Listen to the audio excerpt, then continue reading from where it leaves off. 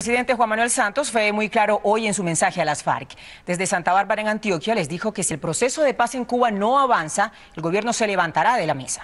Además, el primer mandatario dijo que las reglas de juego son muy claras y reiteró que no habrá tregua de ninguna naturaleza. Vamos en vivo a Medellín, 7:02 minutos. Beatriz Rojas, detalles del pronunciamiento. Buenas noches. José Fernando, Luz Helena, buenas noches. El presidente Juan Manuel Santos fue muy enfático, como ustedes bien lo decían, frente al proceso de paz. Dijo que las condiciones son las mismas desde que iniciaron los diálogos y que por tanto no habrá ninguna tregua. Dijo además que espera llegar a un proceso de paz de manera concreta y no a través de cartas ni de comentarios que pueden llegar a ser ofensivos. Esto fue lo que dijo el mandatario. En una clara alusión al pronunciamiento del máximo jefe de las FARC, alias Timochenko, quien dijo que el proceso de paz estaba empantanado, el presidente Juan Manuel Santos le respondió. El medidor para mí, para el gobierno, sobre sus avances o no, está ya en Cuba. En la medida en que avancemos, estaremos satisfechos. Si no avanzamos, nos paramos de la mesa. Desde Santa Bárbara, Antioquia, Santos confió en avances. Y ahí sí, salvar la paz. A través de acuerdos, no de cartas, no de expresiones, manifestaciones, sino de acuerdos concretos. El mandatario pidió entender el hecho de que se esté dialogando en medio del conflicto y volvió a rechazar propuestas de cese al fuego.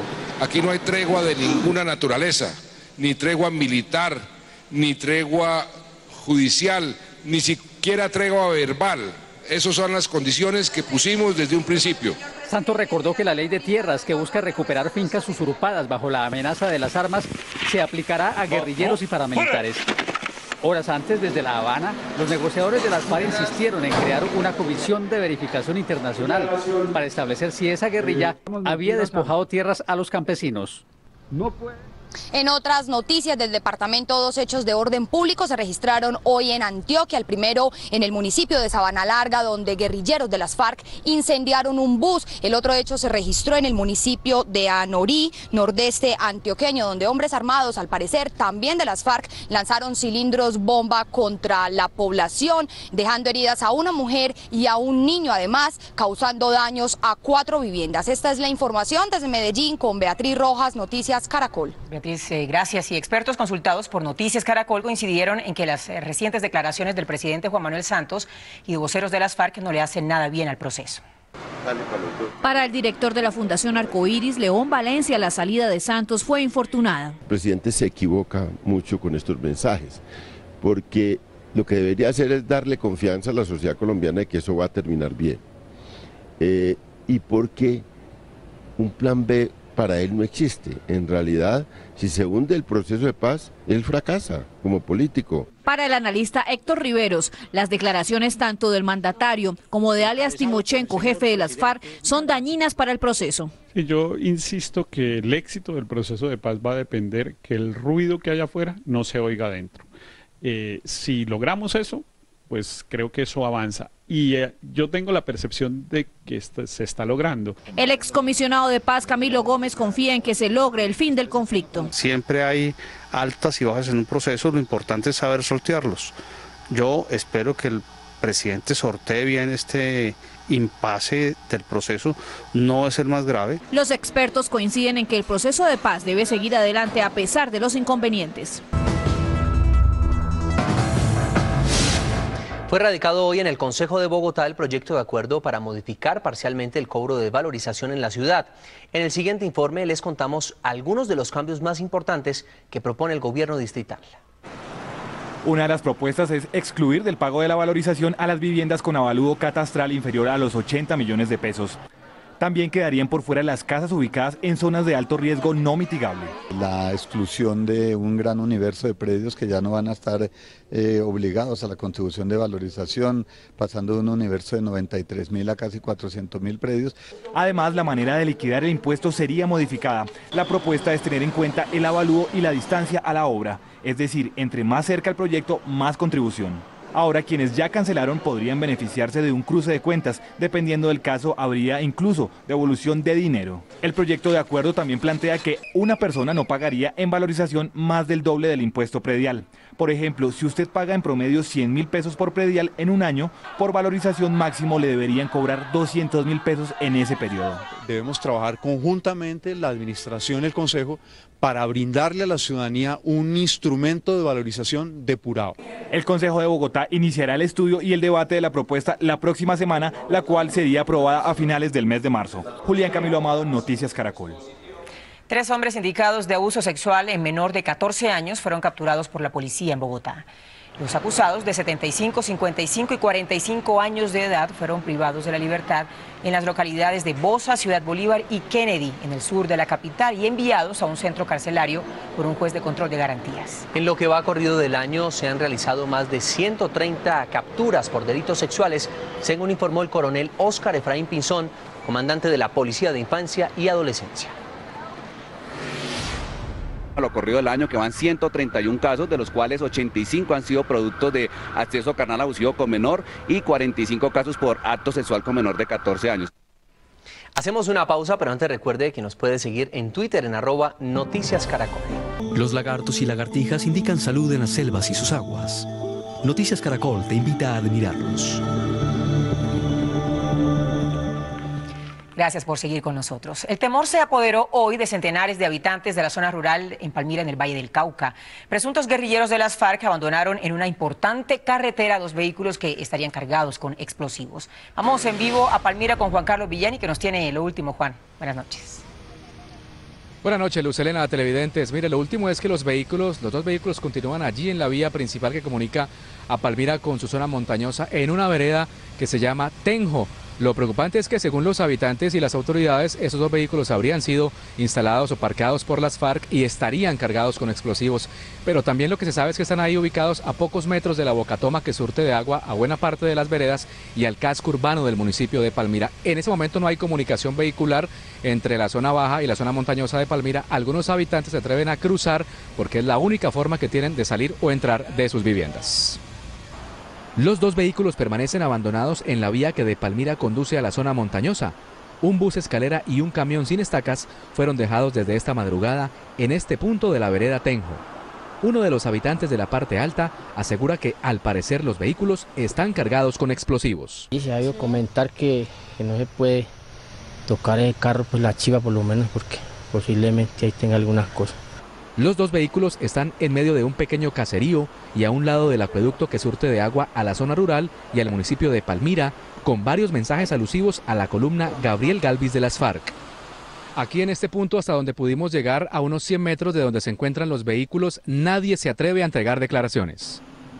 Los que sí se atreven a hablar son quienes deben cruzar por el sector de manera obligada para poder sacar sus productos. Esta mañana pasé por ladito también.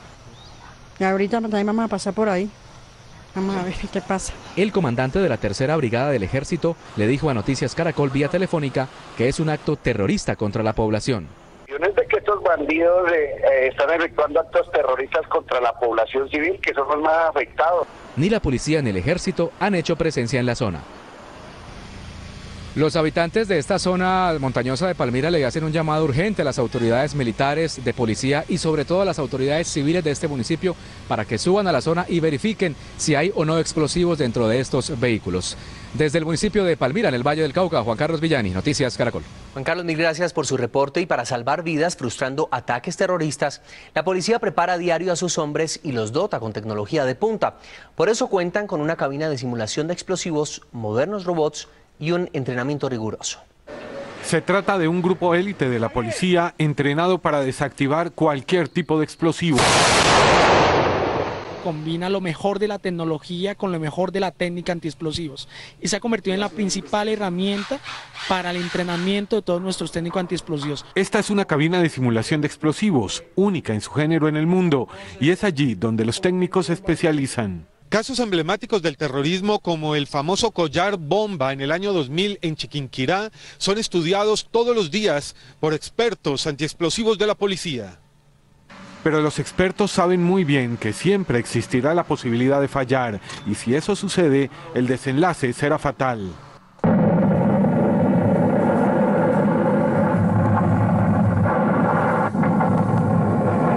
La La tecnología de la policía está dirigida a contrarrestar granadas como esta, utilizadas por las FARC en el departamento del Cauca. La plataforma de lanzamiento de cilindros que inició en el año 98, lo que ha sido la evolución en la utilización de cilindros explosivos y lo que tenemos ahora, la utilización de espoletas de impacto. Estos hombres son los que se juegan la vida a diario para proteger a los colombianos. Y ahora escuchen esto. Una entidad del distrito les violó sus derechos a 3 mujeres embarazadas. Las despidió pese a que la ley las protege por su situación de vulnerabilidad. Al final fueron reintegradas 2 de ellas gracias a un fallo de tutela.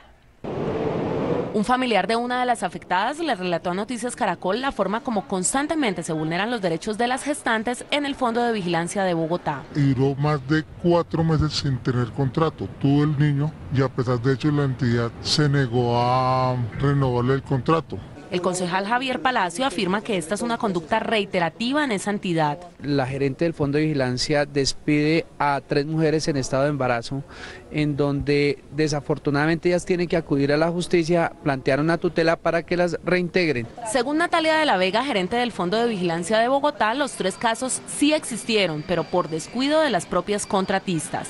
Ellas avisaron que estaban embarazadas ya habiéndoseles terminado el contrato, no brindar las pruebas del embarazo a tiempo. Versión que fue desmentida y que sirvió como argumento para reclamar el derecho a través de tutela. Las contratistas, por lo menos en el caso de ella, han avisado por escrito y en varias ocasiones. El juez del caso ordenó por vía de tutela que se reintegre a las afectadas. En Bogotá, Paola Bermúdez López, Noticias Caracol.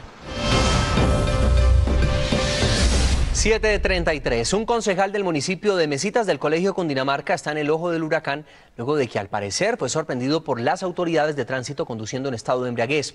Todo quedó registrado en video. Él es Milton Ariel Romero Macera, concejal de Mesitas del Colegio Cundinamarca, que según las autoridades fue sorprendido conduciendo al parecer bajo los efectos del alcohol. El cabildante se negó a practicarse la prueba de alcoholemia, según afirmó el uniformado que le impuso el comparendo. Donde el señor se niega a hacer la prueba de embriaguez, sin embargo se le va a correr, se le va a inmovilizar el vehículo, donde queda registrado acá. No, queda. Y yo le explico a usted. Según el vicepresidente del consejo de ese municipio, Farid Sosa, de comprobarse su responsabilidad podría perder la curul. Esto lo llevaría ya a Procuraduría, Contraloría, que son los que verdaderamente van a decir si hay destitución, hay sanción. El concejal Romero, quien hace parte de la Comisión de Ética, que será la encargada de investigarlo, respondió a la acusación. Yo, sin embargo, le insistí que no, que yo no estaba ebrio, que lo que necesitaba era pasar los papeles, que de pronto era lo que se me había quedado. La Secretaría de Movilidad de Soacha, donde fue radicado el parte, estudia si le suspende o no la licencia de conducción. El concejal del partido Cambio Radical asegura que todo esto se trata de una persecución política por parte de la administración municipal. Por eso apeló la sanción. Desde el municipio de Mesitas del Colegio en Cundinamarca, Juliana Moncada, en Noticias Caracol. El gobierno calificó hoy de injusto el paro cafetero que está programado para este lunes en varias regiones en todo el país. El presidente Juan Manuel Santos dijo que detrás de esta movilización hay intereses políticos y advirtió que no va a permitir ningún acto de violencia. Este paro realmente no se justifica, yo sé de las dificultades que están pasando, estamos más que dispuestos, así lo hemos establecido, a conversar. Ojo que hay muchos intereses que lo que quieren es debilitar la institucionalidad cafetera porque no tienen la posibilidad de echarle mano a los contratos o de intervenir en su administración para beneficio propio o por intereses políticos. Eso no se debe permitir. Una juez le otorgó hoy la detención domiciliaria a un padre de familia que quemó con una plancha a su hijo en el municipio de Soledad Atlántico. El hombre aceptó cargos por violencia intrafamiliar y lesiones personales. Vamos en vivo al área metropolitana de Barranquilla con Estefany Uribe. ¿Qué pasó en la audiencia, Estefany? Buenas noches, pues lo último es que el padre del menor de 5 años pidió perdón a su hijo y a la sociedad por haberse dejado llevar por la ira y quemar con una plancha al pequeño. Este arrepentimiento lo hizo durante la audiencia de imputación de cargos aquí en el municipio de Soledad, donde la juez le dictó medida de detención preventiva en su domicilio. Durante la audiencia de imputación de cargos, este hombre aceptó haber quemado con una plancha los glúteos a su hijo como castigo porque se hizo una necesidad fisiológica en los pantalones. Pido perdón a mi hijo, le pido perdón a mi familia, a la sociedad y en señal de arrepentimiento acepto todo cargo. La Fiscalía le imputó cargos por violencia intrafamiliar y lesiones personales agravadas. La juez, con función de control de garantías, decidió darle al agresor la detención preventiva en su domicilio. Se ordena la medida preventiva domiciliaria por la necesidad de que el imputado continúe trabajando, porque además tiene 2 hijos adicionales que lo esperan en su casa. Noticias Caracol habló con el padre del menor al finalizar la audiencia y estas fueron, según él, las razones que lo llevaron a quemar con una plancha a su hijo. Me dejé llevar de la ira, muchos factores, de pronto factores económicos, problemas en el trabajo. El menor de 5 años continúa recuperándose en un centro hospitalario de Barranquilla. El pequeño de 5 años está a cargo del bienestar familiar con una madre sustituta temporal mientras se inicia el procedimiento de restablecimiento de sus derechos. Desde el municipio de Soledad, Stephanie Uribe, Noticias Caracol. Stephanie, gracias por su información. 2 hombres que estaban plagiados se fugaron hoy de sus captores en los departamentos de Nariño y Cesar. Las víctimas son un comerciante y un ganadero, quienes aprovecharon un descuido de sus secuestradores para volver a la libertad. Luego de 20 días de secuestro, Ernesto Unigarro, un comerciante de 47 años, se fugó de sus captores que lo mantenían amarrado en una zona montañosa de Samaniego, Nariño. Logré que ellos estaban durmiendo y me pude soltar y me escapé. En la oscuridad y sin saber por dónde caminaba, consiguió la ayuda de un campesino. Y le pregunté que cómo hacía para salir de allá, entonces me dijo que él me guiaba, que me escondiera hasta que sabía dónde estaba el ejército. Según el ejército que lo protegió y lo llevó a Pasto, el hombre estuvo en poder de guerrilleros del ELN. Mientras tanto, en González Cesar, este ganadero que había sido secuestrado minutos antes en una zona rural, logró escapar de sus captores, lanzándose de esta camioneta en la que era transportado. La policía le brindó protección. Igualmente las unidades de la Policía Nacional rápidamente realizan el plan candado y es así como en la Y que el municipio de González conduce a la ciudad de Ocaña, es interceptado este vehículo y capturado uno de los sujetos que participó en el hecho. El hombre, que sufrió varios golpes al escapar, pidió protección a las autoridades y resguardar su identidad por seguridad.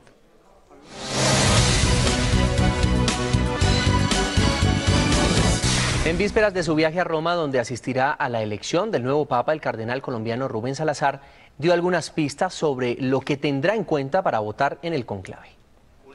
Después de oficiar una misa para celebrar los 60 años de la arquidiócesis de Bucaramanga, el cardenal Rubén Salazar, quien se apresta a viajar al Vaticano, explicó que el nuevo Papa debe ser un hombre mayor de 65 años, entregado a Dios. Todos tienen posibilidades, unos más y otros menos, de acuerdo a sus capacidades y de acuerdo a su edad también. Y por hablar de candidatos es muy difícil. Al ser preguntado sobre las posibilidades del cardenal canadiense Mark Ouellet, quien suena como uno de los favoritos y quien vivió en Manizales, Monseñor Salazar dijo que el Santo Padre representa a toda la Iglesia y no una región en particular. Un Papa latinoamericano no iría a favorecer a América Latina, ¿no? Porque el Papa es para todo el mundo, es para toda la Iglesia. Rubén Salazar es el único de los 3 cardenales colombianos que tiene derecho al voto para elegir al nuevo Papa. En el Vaticano todo está ya listo para el último Ángelus Dominical que oficiará el Papa Benedicto XVI antes de su retiro. La Santa Sede hoy ultimó detalles para esta gran homilía a la que se espera asistan más de 100.000 peregrinos. Las autoridades locales aseguran que han tenido que reforzar el transporte público en un 40%. Cerca de 2.000 cámaras han sido instaladas alrededor de Roma, un gran número de ellas dirigidas al Vaticano. Decenas de voluntarios, policías y paramédicos estarán atentos a lo que suceda en la Plaza de San Pedro. La Secretaría de Salud de Bogotá denunció que en los últimos 2 meses ha detectado ya cerca de 6.000 trabas que ponen las EPS para negar la atención en salud de los afiliados. Por eso adelanta 1.764 acciones jurídicas contra diversas entidades promotoras de salud. Hace 10 años, María Rivera libra una batalla por la vida. Desde que le practicaron un trasplante de riñón, inició una lucha que incluye demandas, acciones de tutela y derechos de petición, con el fin de lograr que su EPS le garantice un tratamiento para no perder ese órgano. Sin embargo, ya completa 25 días sin tomar el medicamento diario que requiere. Pues al no tener los medicamentos, Mi riñón ya se me está deteriorando, me queda el 20%, y entonces ya está haciendo rechazo y al no tener el medicamento, pues voy para un nuevo, supuestamente voy para un nuevo trasplante.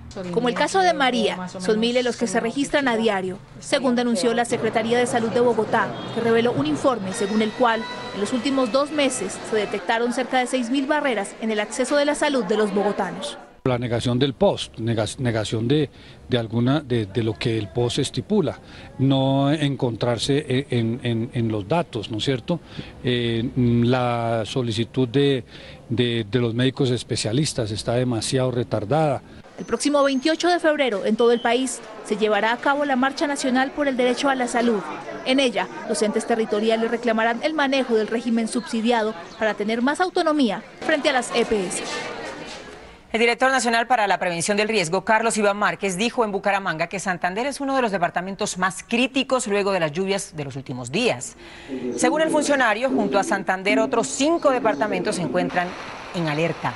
Las lluvias han dejado hasta el momento más de 12.000 familias damnificadas, en las cuales se han invertido ya más de 15.000 millones de pesos en ayudas. Durante la reunión en Bucaramanga dio a conocer cuándo comenzará la nueva temporada de lluvias en el país. La temporada. Eso se va a concentrar inicialmente en este mes de abril en la zona del suroccidente del país y la zona andina, y hacia la costa norte en el mes de mayo. Seguimos con más noticias.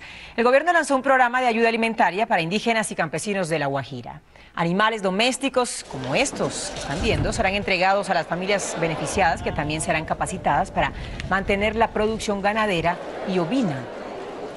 El programa fue lanzado en el municipio de Uribia por el ministro de Agricultura, Juan Camilo Restrepo, quien anunció la inversión de 91.000 millones de pesos provenientes de las regalías departamentales. El sumo pontífice se despide de sus feligreses en un llamado de fe y renovación espiritual. Haga parte del último Ángelus del Papa. Mañana a las 6 de la mañana. Noticias Caracol. Primero en noticias. Y miren esto, nadie imaginaría que en Colombia existe un lugar en el que la mano del hombre no ha ocasionado daños ecológicos.